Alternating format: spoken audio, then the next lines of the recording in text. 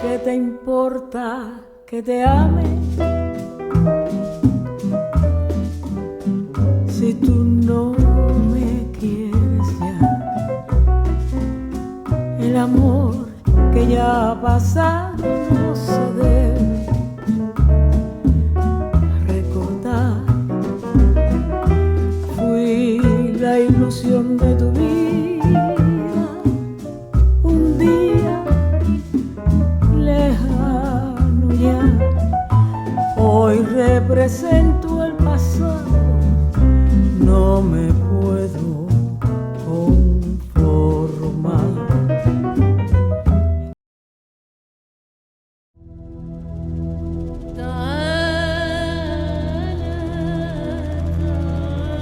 Laut adalah tempat yang berbahaya, penuh pengkhianatan dan ancaman. Itu sebuah ungkapan kuno yang pastinya diimani oleh Christopher Columbus dalam usahanya mencapai negeri Katai dan Kipanggo melalui laut ke arah barat.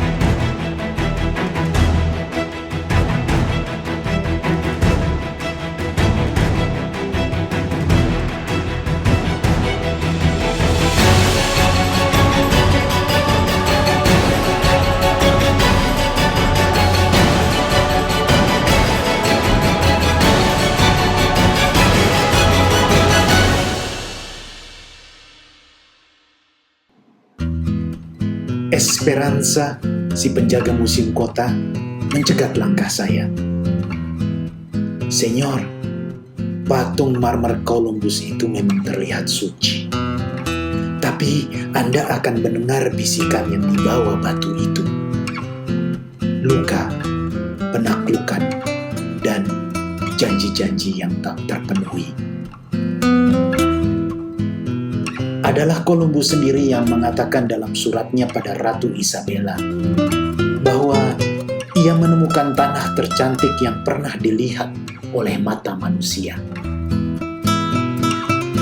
Tanah ini bukan hadiah, melainkan pertaruhan. Tak ditemukan emas dan perak yang diincar, tapi tebu mengalir ke gudang gula, diiringi keringat dan darah para budak. Di masa penaklukan, Habana adalah tautan jangkar transit bagi kapal-kapal kerajaan menuju tanah-tanah yang baru. Meksiko, Peru, Kolombia, hingga ke ujung selatan benua. Bangunan kecoklatan dengan balkon besi melengkungnya seolah membawa saya ke jalan-jalan batu di Madrid. Bahkan, villa-villa para juragan gula menyimpan romantika istana kekhalifahan Cordoba dan Granada di Andalusia. Di lorong museum, patung yang lain, Jose Marti, sang bapak bangsa, berbisik, Cuba no teme al ayer ni al mañana. Bangsa Kuba tak pernah takut menatap sejarah, apalagi hari esok.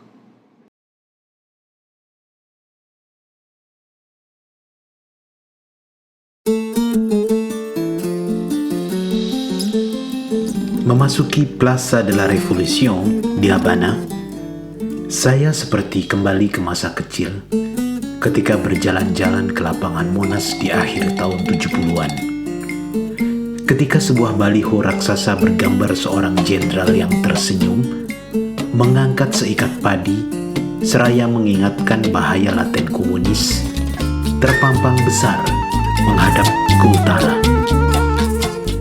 Perbedaannya, di Kuba, jargonnya tentu saja justru melontarkan semangat revolusi komunis. Patria o muerte, tanah air atau mati. Tulisan yang paling banyak ditemui di jalan yang digaungkan oleh El Líder Máximo, pemimpin besar revolusi Fidel Castro. Yang paling terpampang gagah di lapangan itu adalah tulisan puitis berbunyi, hasta la victoria siempre, sampai tercapainya kemenangan senantiasa.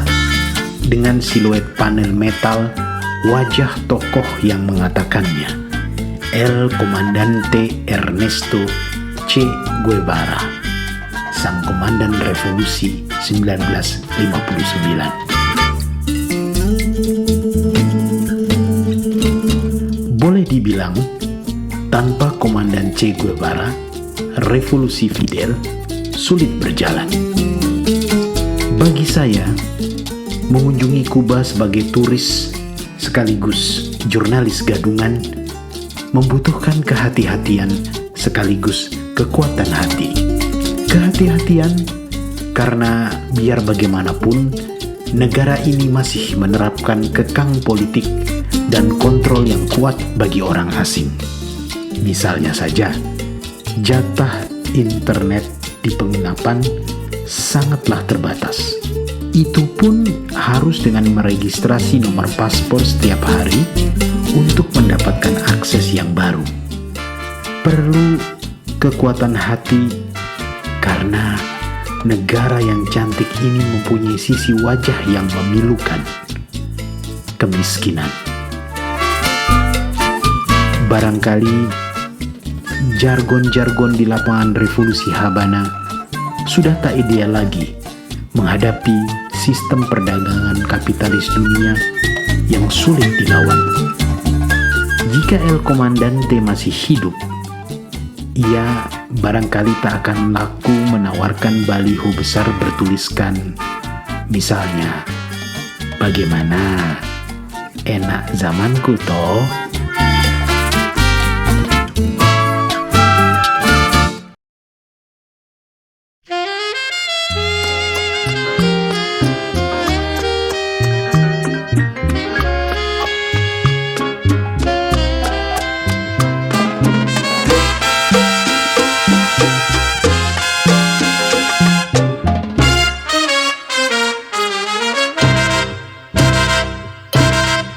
La soledad.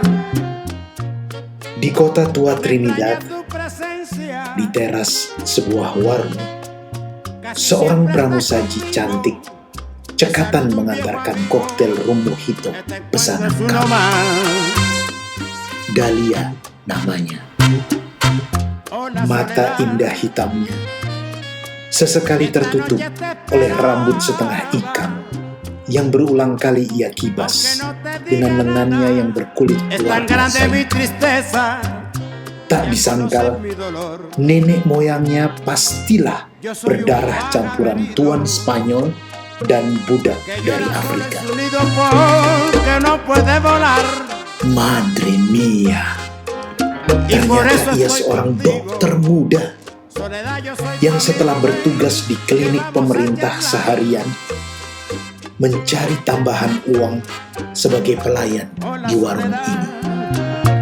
Sebuah cerita yang sangat biasa sejak runtuhnya perekonomian Kuba di awal tahun 90. Meski pernah termasyhur di dunia, ekspor nomor 1 Kuba bukanlah lagi gula tebu atau rum, melainkan tenaga medis.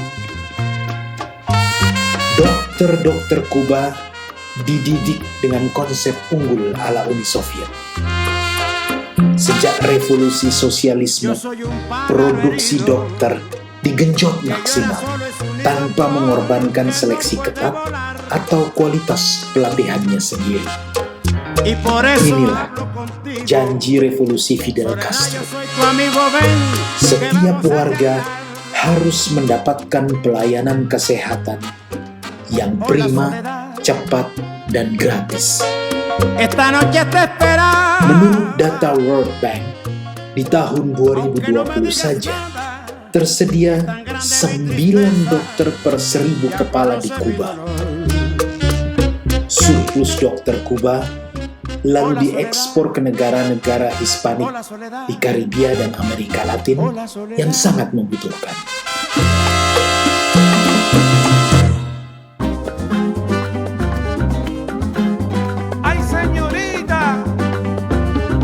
Tentu saja, layaknya negara komunis, devisa yang dihasilkan di negara tamu tak diterima oleh para dokter itu. Señora, ay señorita, nadie sabía lo que iba a pasar. Para dokter itu tetaplah hanya menerima uang saku yang sangat minim. Itu sebabnya Dahlia lebih memilih tinggal di Kuba. Ay señorita, yo sé que ahora estás lejos de mí. Dekat dengan orang tua, kerabat, dan saudara. Digaji sama rata, sekitar 30 euro per bulan. Namun, bisa mendapatkan tambahan dari sektor turisme yang nyaris menyamai gaji bulanannya. Iya, saya memberinya tips besar buatnya sore itu.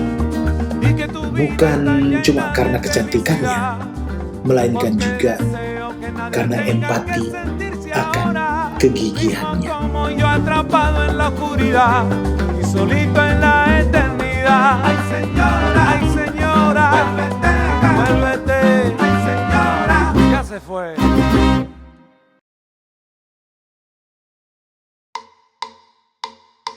Saya bukan perokok, tapi pernah mencobanya. Seminggu saja, sembunyi-sembunyi kalau saya masih remaja. Rasanya memang nikmat sekali waktu itu. Karena saya melakukannya sebagai pelarian saat sedang hancur hati. Ketika cinta saya ditolak pertama kali.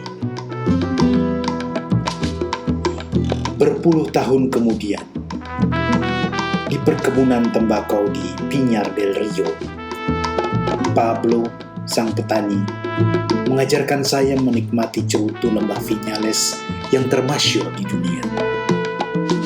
Dengan ujungnya yang dicelup madu hutan terlebih dahulu dan ditemani segelas rom berusia 7 tahun. Berbeda dengan rokok, asap cerutu tidak untuk ditarik hingga paru-paru, melainkan hanya berhenti di kumur dalam rongga mulut dan langsung dihembus sembari diresapi bau aromanya. Namun yang lebih penting lagi, ketika rokok biasa terasa nikmat ketika Anda dalam tekanan pikiran yang kusut atau saat hati terluka, maka cerutu justru harus dinikmati saat Anda sudah rileks dan tak banyak beban pikiran. Di Kuba, cerutu adalah peti harta negara, mayoritas untuk diekspor. C. Menyukai merek Monte Cristo nomor 4 yang pendek dan terasa manis. Sedangkan Castro menikmati cerutu Cohiba yang lebih panjang dan berkonsentrasi tinggi karena proses fermentasinya yang lebih lama. Jenis yang awalnya diciptakan khusus hanya untuknya dan namun belakangan akhirnya dijual di pasar Eropa seharga 120-150 euro sebatang. Di Viñales, cerutu harum Kuba tidak digulung di atas pangkuan perempuan-perempuan muda yang menawan, melainkan oleh tangan-tangan ibu-ibu rumah tangga di atas jejeran meja-meja kayu tua. Sembari mendengarkan sang mandor membacakan buku cerita patriotik atau puisi-puisi romantis di tengah gudang. Menikmati cerutu Kuba bukanlah untuk mengubur luka, melainkan dalam rangka menciptakan sukacita.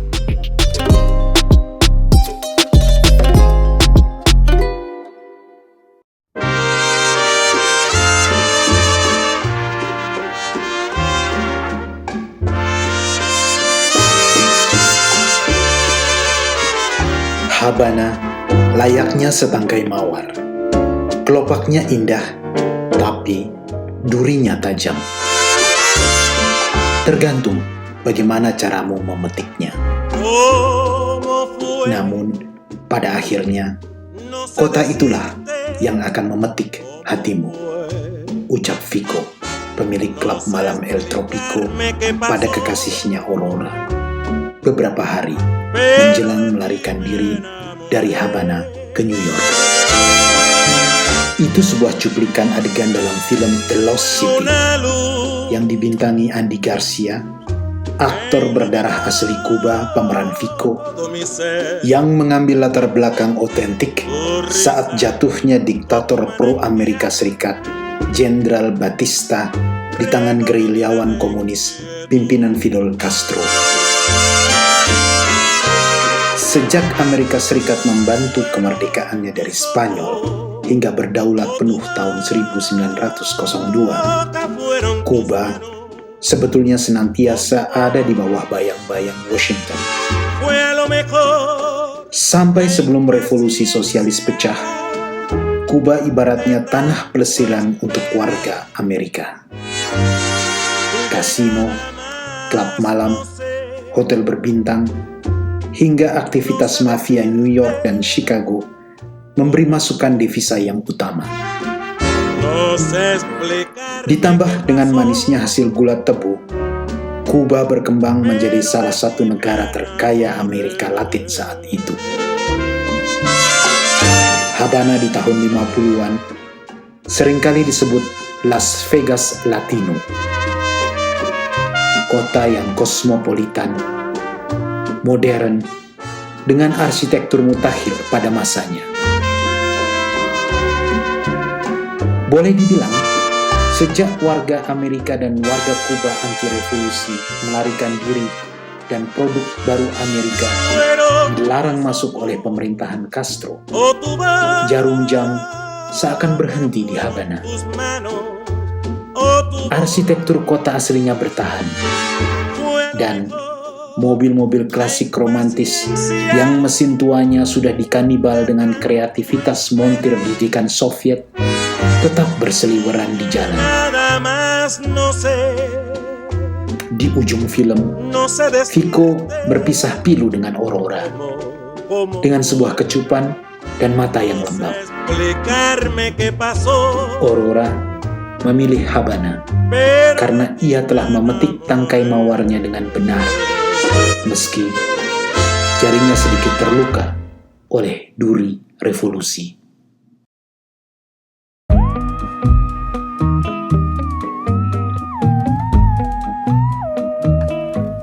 Rosa, perempuan tua Afro-Kubana itu, masih di sana, di dekat benteng Castillo del Moro yang masih sepi. Matahari belum tinggi benar, tapi rok putihnya sudah memancarkan pesona sihir yang menyilaukan. Cat kukunya mengelupas, namun senada dengan gemerincing gelang warna-warninya. Ia menatap kami dengan tusukan mata misterius, sambil bertanya singkat, "Tiene aspirin, señor, señora?"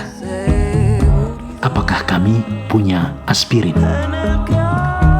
Pertanyaan ganjil, karena saya mengira dia adalah dukun Santeria, campuran kepercayaan leluhur budak Afrika dan agama Katolik. Mengapa ia memerlukan obat-obatan modern? Kebetulan kami membawa satu strip paracetamol. Apa yang disarankan pemandu kami sebelum berangkat ke Kuba untuk membawa produk sanitasi dan kesehatan untuk dibagikan terbukti benar. Hampir 1/4 isi koper dari Prancis kami penuhi dengan sabun mandi, mainan anak, coklat, dan biskuit.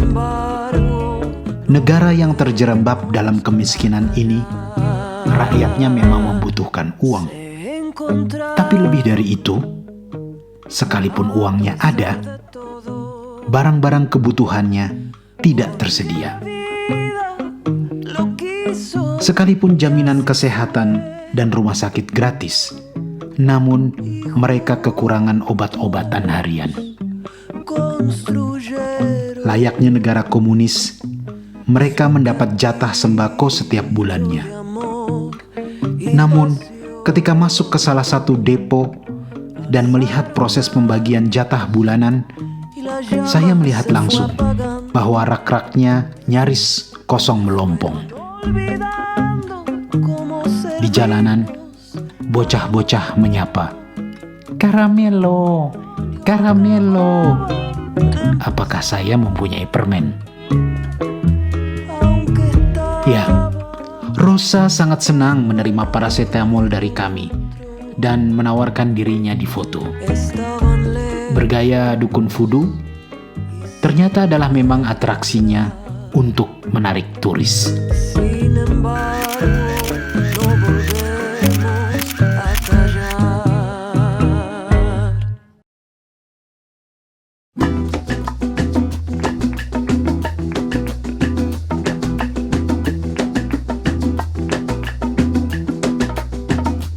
Cada día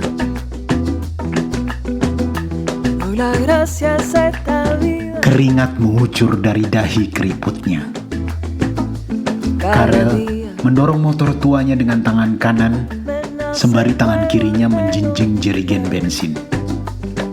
Vela, menantunya, menyambutnya dengan panik karena genset di Casa Particulares milik mereka, losmen tempat kami menginap, hampir mati kehabisan bensin. Sementara jatah listrik ke desa itu baru akan dialirkan besok pagi. Mereka tak ingin kami tidur tanpa AC dan mandi dengan air dingin. Selesai itu, keduanya pergi ke dapur menyiapkan makan malam kami. Menunya sederhana: nasi mentega, sepotong ayam bakar, sedikit ikan tuna, irisan timun, kol, dan tomat hijau.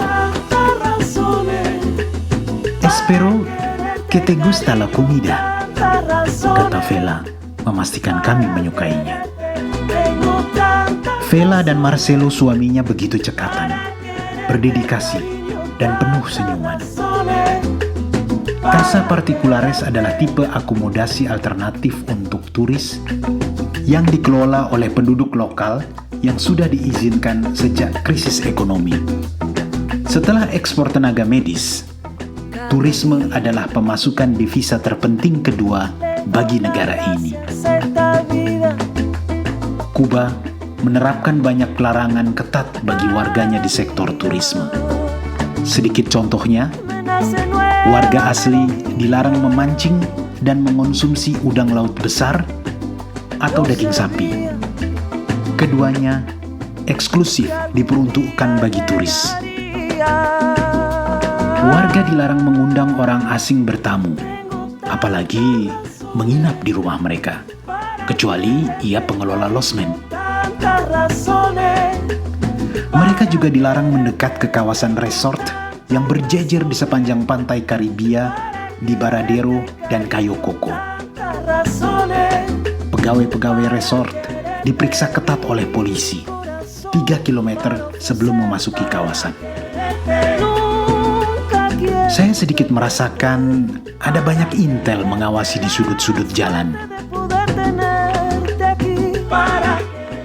Kami lebih memilih tinggal bersama Marcelo dan Vela, karena disinilah kami menemukan cerita hangat dan harapan tulus warga Kuba akan sebuah perubahan. Seperti yang dikatakan Nancy Morejon, penyair Kuba dalam puisinya, "Aku dilahirkan kembali dari bubuk mesiu senapan gerilyawan yang disebar di pegunungan agar pada gilirannya dunia bisa dilahirkan kembali."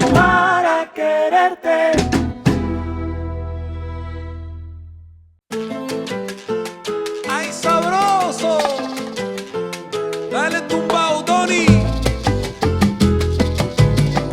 ¡Ay, qué rico, rico! ¡Camina!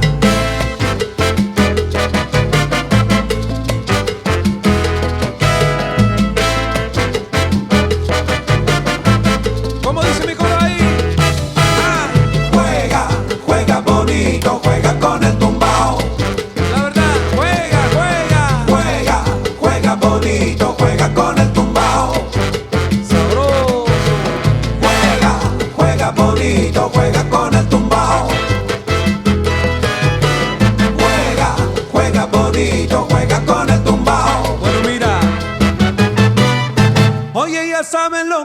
pasando, que con la orquesta ya llegué. Escucha bien mi tumbadito tan sabroso, porque tiene su caché.